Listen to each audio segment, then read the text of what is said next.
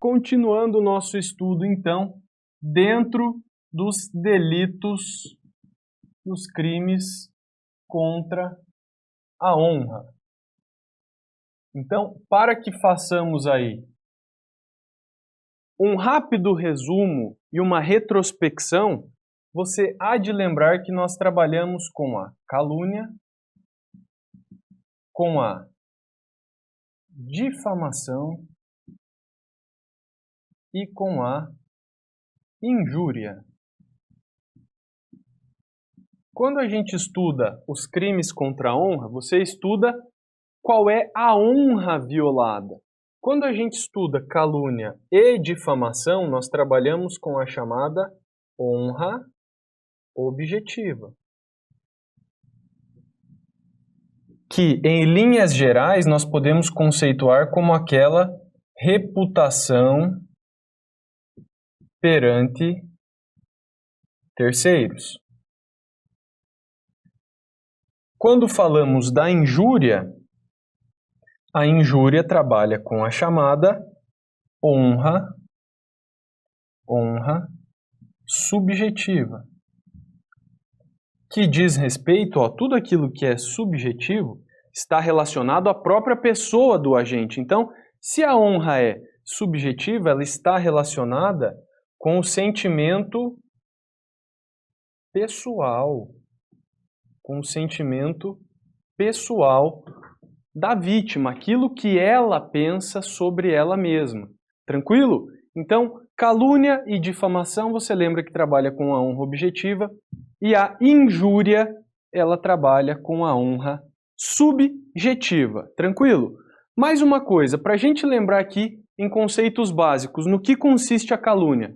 A calúnia consiste no fato de se imputar falsamente um crime para outra pessoa. Então, olha só, calúnia, imputar falsamente conduta descrita como crime. E aí você tem que lembrar lá da teoria geral do crime, que nós temos lá a diferenciação de crime e contravenção, beleza? E aonde que mora essa diferença? Mora no campo da punição, beleza? A difamação. A difamação consiste em atribuir à pessoa características, condições negativas, que violem a sua reputação, que manchem a sua reputação. Então aqui nós temos, por exemplo, a imputação de uma contravenção. A imputação de uma contravenção ou uma qualidade relacionada à sua reputação. E para essas duas situações é imprescindível que se chegue ao conhecimento de terceiros. Beleza? A injúria, ela consiste na atribuição de qualidades negativas. Qualidades negativas. E aí podem ser relacionadas à idade, podem ser relacionadas a algum gênero, sobre cabelo, sobre cor, enfim, a condição relacionada a algum aspecto, algum elemento pessoal da vítima. Beleza?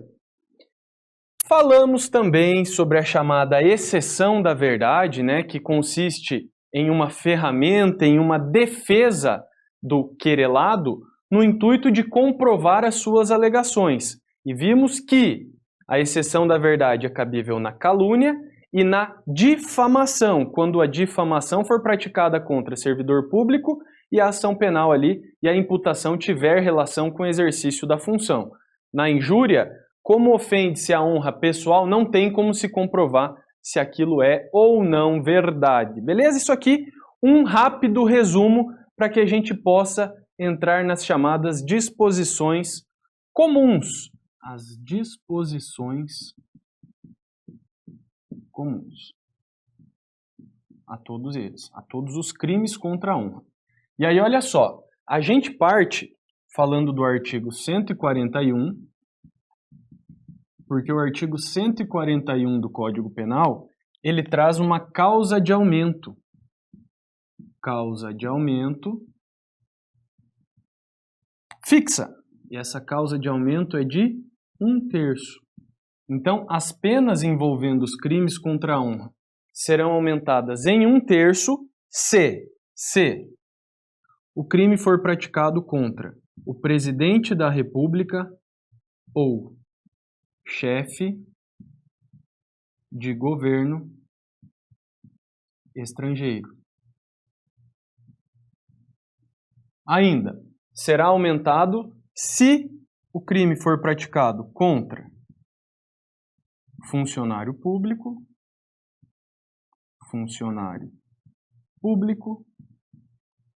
em razão do cargo. Teremos ainda causa de aumento se praticado na presença de várias pessoas, se o crime for praticado na presença de várias pessoas, ou ainda por algum meio que facilite a propagação. Então, na presença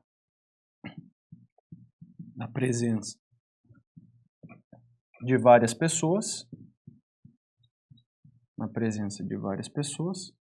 ou por meio que facilite a propagação. E nós temos ainda a causa de aumento caso o crime seja praticado contra maior de 60 anos. Tá? Mas aí olha só, joga para mim na tela aqui que haverá o aumento se o crime for praticado contra pessoa maior de 60 ou portadora de deficiência, deixa eu acrescentar aqui, ou portadora de deficiência. E aí vem uma exceção, olha só o que a letra da lei fala. Exceto no caso de injúria. Professor, mas por que essa exceção, exceto no caso da injúria? Porque já constitui como elementar no crime de injúria o fato dele ser praticado em razão da idade da vítima. Então já constitui elementar do próprio tipo ser praticado em razão da idade. Por esta razão que a causa de aumento não se aplica nesta modalidade aqui, não se aplica ao crime de injúria. Fica ligado, tá? O parágrafo 1º, ele traz o seguinte: se o crime, olha só, o parágrafo 1º, se o crime é praticado mediante paga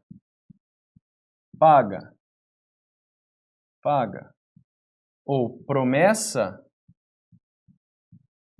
de recompensa, sabe o que vai acontecer, meu aluno? A pena será aplicada em dobro. A pena será aplicada em dobro. Lembre esses quórums, esses quantums de aumento, porque vez ou outra, CESP adora trabalhar com isso. Tranquilo? Vamos evoluindo aqui então. Olha só, o 142 aqui traz algumas hipóteses de atipicidade. Veja só, não constitui injúria ou difamação punível. Não constitui injúria ou difamação. Então aqui nós estamos diante de situações atípicas. Fatos que não são criminosos. E aí olha só, a ofensa irrogada em juízo na discussão da causa, pela parte ou pelo seu procurador. Então, não vai constituir nem injúria, nem difamação o fato daquela discussão calorosa dentro de uma audiência, por exemplo. Se os ânimos estão aflorados, a lei estabelece que o fato não constitui crime. Além disso, a opinião desfavorável da crítica literária, artística ou científica, salvo quando inequívoca intenção de injuriar ou difamar. Professor, como é que eu constato isso na situação?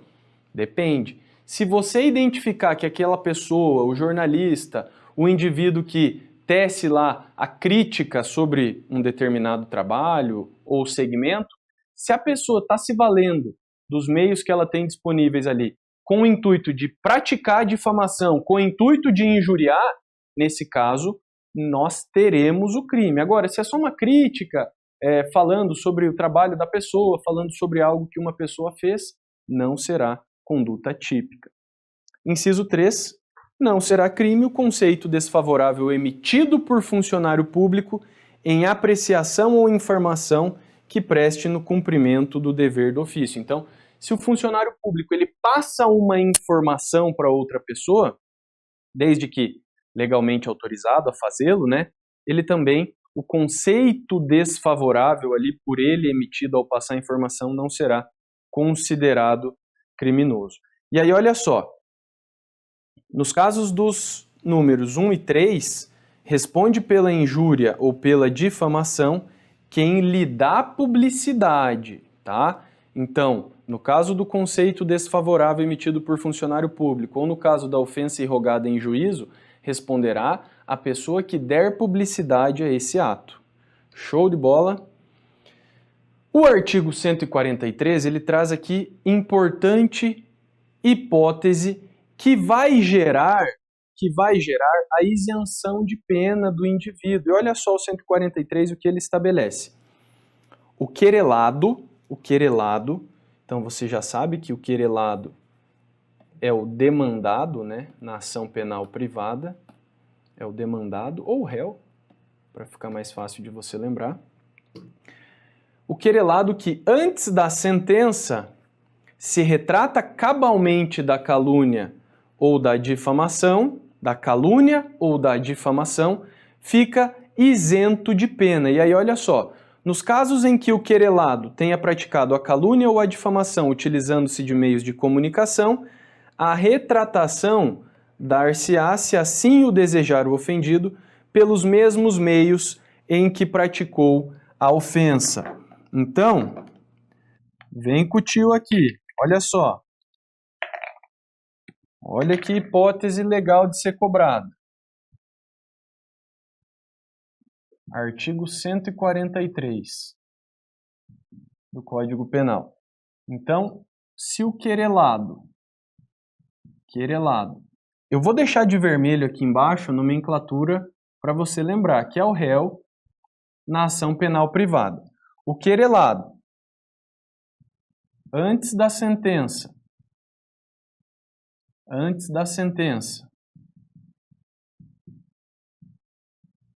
se retrata completamente da calúnia ou da difamação. O que vai acontecer com ele? Será isento de pena. Se liga nessa hipótese aqui de retratação. Olha só, o querelado, que é o réu, né? Aqui nós estamos falando em ação penal privada, ou seja, a iniciativa pertence ao próprio ofendido. Então, se ele se retrata antes da sentença, e essa retratação tem que ser completa, e só vale para calúnia ou difamação, ele fica isento de pena, tranquilo? Tá, qual é o momento antes da sentença? Antes do juiz proferir a sentença, antes dele escrever a sentença lá e encaminhar para publicação, porque existe uma linha tênue aí para diferenciar o momento em que a sentença é proferida do momento em que ela é publicada. Uma coisa, o proferir, é o ato do juiz confeccionar, dele elaborar a sentença, fazer a dosimetria bonitinho ou absolver o indivíduo.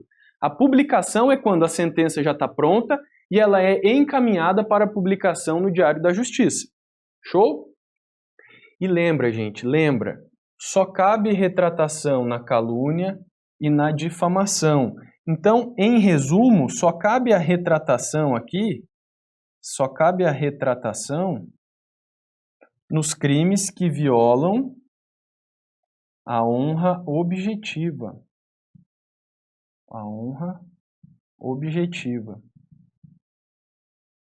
E a consequência que vai gerar a isenção de pena. Tranquilo? Você vai lembrar disso, né? Eu tenho certeza que sim. Fechou? E aí nós temos ali no parágrafo único uma outra elementar, né? Que aí nós teremos a participação do ofendido. Se, por exemplo, Se a ofensa, se a calúnia ou a difamação foi praticada por rede social, se o indivíduo se retrata numa audiência, por exemplo, o juiz pode extinguir a punibilidade, mas o ofendido, ou querelante, ele pode falar: opa, excelência, como ele me ofendeu por meio de rede social, eu gostaria que ele se retratasse por lá. Esta retratação, desde que seja praticada em momento anterior à sentença, gerará a isenção de pena. Tamo junto? Então vem para o artigo 144.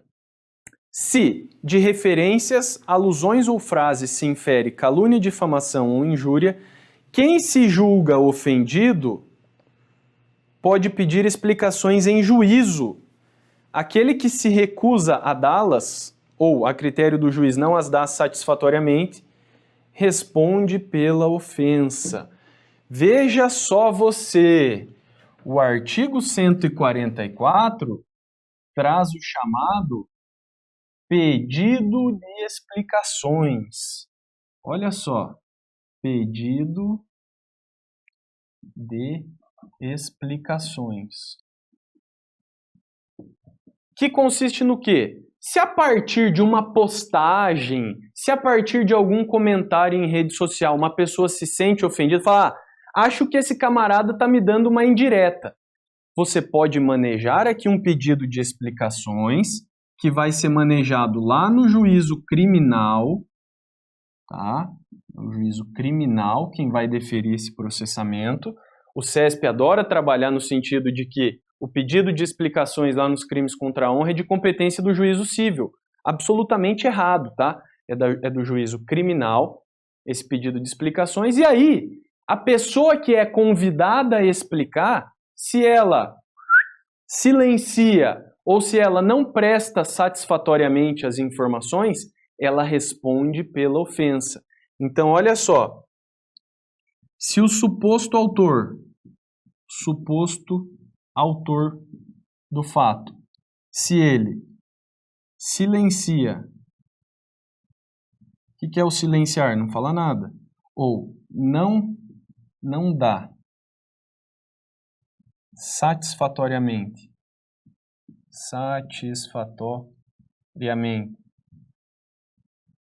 as informações, qual que é a consequência disso? A consequência, meu amigo, é que o indivíduo responderá pela ofensa.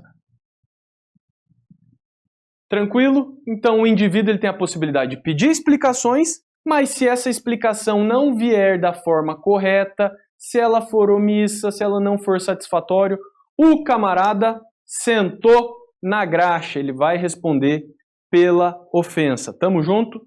Bora lá para falar do artigo 145. Nos crimes previstos nesse capítulo, somente se procede mediante queixa. Salvo quando, no caso do artigo 140, parágrafo 2º, da violência resulta lesão corporal. Então, veja só você.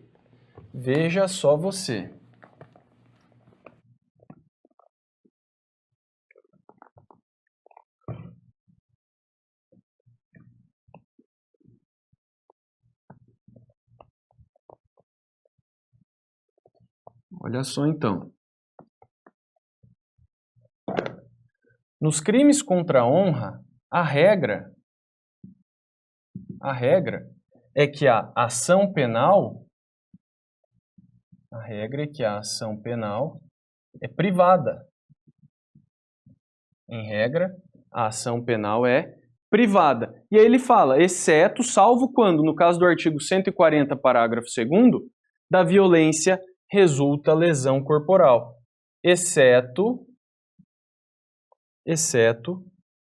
quando da ofensa resultar lesão corporal. Tudo bem? Aí responderá de acordo com a gravidade da lesão, né? E aí nós teremos, se a lesão é leve ou culposa, responde-se, ou a ação penal ela é pública condicionada à representação, artigo 88 da Lei 9.099 de 95. Se a lesão corporal é grave ou gravíssima, aí nós temos ação penal pública incondicionada. Beleza? Vem para o parágrafo único do 145 aqui.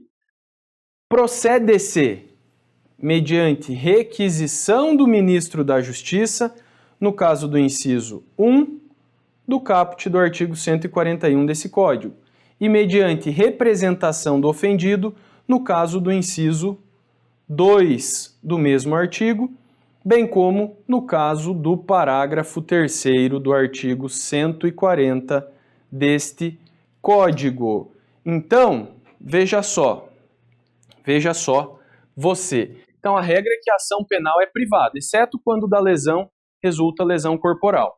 E aí vamos passar aqui um bizu envolvendo situações específicas. Situações específicas aqui envolvendo a ação penal dos crimes contra a honra. Olha só. Se o crime é praticado contra o presidente da República ou chefe de governo estrangeiro, ou contra funcionário público,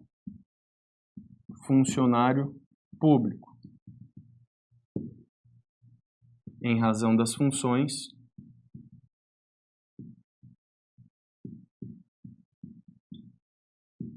ou ainda, se você está diante de uma hipótese de injúria racial,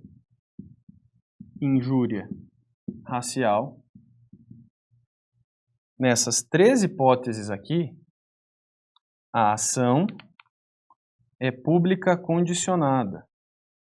Ação penal pública condicionada. Você só precisa pegar o bizu aqui acerca da condição, né? Se for o crime praticado contra o presidente da República ou chefe de governo estrangeiro, a condição é a requisição do ministro da Justiça. Beleza? Se for contra funcionário público, em razão das funções, ou se for injúria racial, aqui é a hipótese do artigo 140, parágrafo 3º, somente mediante representação da vítima ou do ofendido. E aí, olha só, sobre a questão aqui envolvendo o funcionário público, o que você vai lembrar? Tem uma súmula aqui para você recordar, ó. Você vai lembrar da súmula 714, súmula 714 do STF. Beleza? Porque o que essa súmula estabelece? Que no caso envolvendo funcionário público, é concorrente a legitimidade, podendo tanto ser uma ação penal privada, movida pelo próprio funcionário público, como ele também pode representar para que o Ministério Público atue naquela situação. Beleza? Então aqui nós fizemos um breve resumo envolvendo os crimes contra a honra e passamos aí e analisamos efetivamente as disposições comuns aplicadas a esse delito. É isso aí, tamo junto e até a próxima.